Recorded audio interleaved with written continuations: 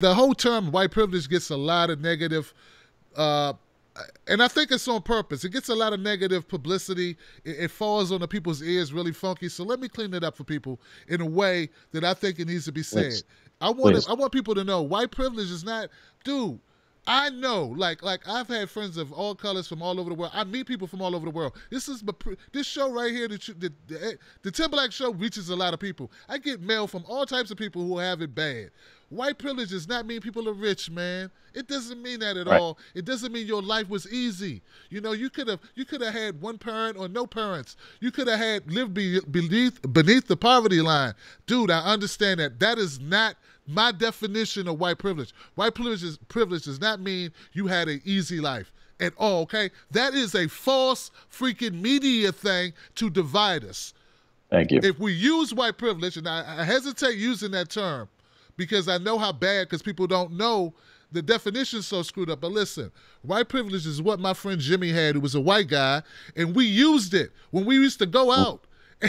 And when the cops came up, he talked to the police. Yeah, I would be the guy to talk to police. Yeah, we exactly. already knew. So when people, that's all it is. It's like an extra moment of consideration where where it could mean life or death.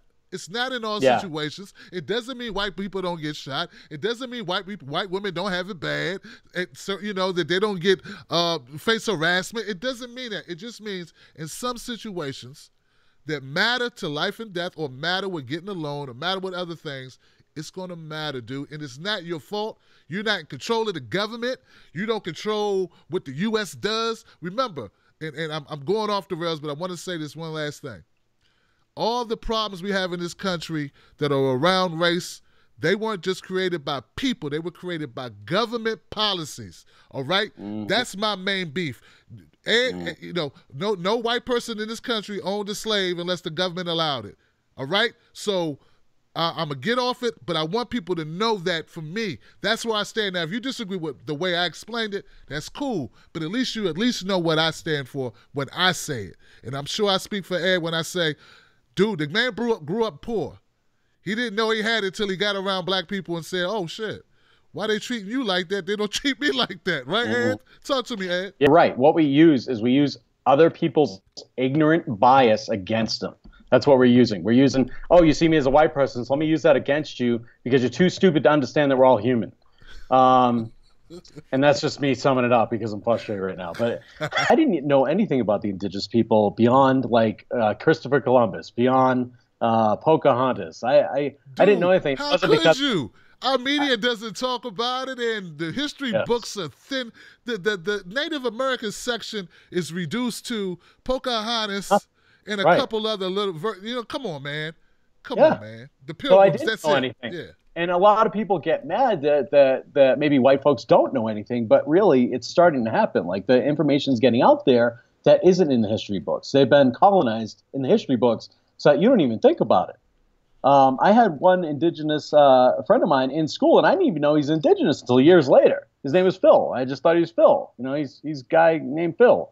And I haven't talked to him since, but he's a great guy. You know, that's one person. And there was, in that school in Berkeley, Massachusetts, there was maybe 3 black people, and most were Irish or Italian. So when you have that closed-minded framing of your world, if you don't want to step outside that, read a book or go outside and like join the Marine Corps like I did, you don't see any other cultures. You don't see any other worlds. You stay within your own culture, and then you believe all these stereotypes that are happening throughout the world because that's your ignorance. That's what you have. You don't read a book. You don't see a movie. You just believe all the stereotypes. You believe the government's framing of what they want you to believe. Right. And I try to tell, and some people, I catch a lot of backlash, Ed, because some people think, I'm selling out, or I'm what they use the term cooning. I try to tell people, man, the media is very powerful, and it helps form these people's bad perceptions of the world, man. You think that people don't want to know truth? No, they're getting fed lies all the time, and then you blame the people who are believing the lies instead of blaming the people or the systems that lie to them. Okay, so I try to tell people, have some empathy, man, and realize that not every person knows they're being lied to. It's a very strong apparatus. You know that saying, Ed, when people say that the system is broken, and then someone says, "Hey, no, it's not. It's working just like it's designed to work, just like it's Absolutely. made to work." People need to not just say that, but actually know what it means. Hmm. And if Yeah, you they need know, to. yeah, if you know that, then you'll have more patience with people because you'll realize, hey, man, it's all these channels on TV, it's all these movies, there's all this media telling them a story.